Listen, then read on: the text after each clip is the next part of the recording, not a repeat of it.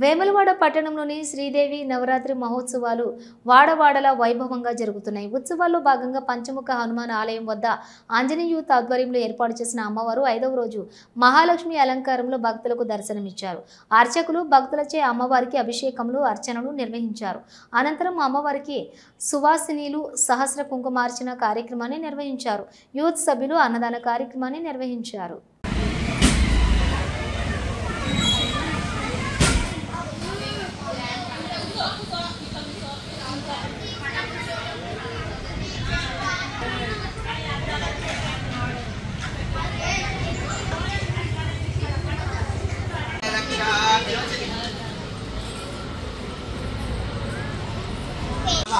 वेदो लक्ष्मणेत वसोधिजातो वनस्पतिस्तव वृक्षोधरीवः तस्य श्रीर्मे भजतो अलक्ष्मीर्मे शान्ति शान्तिः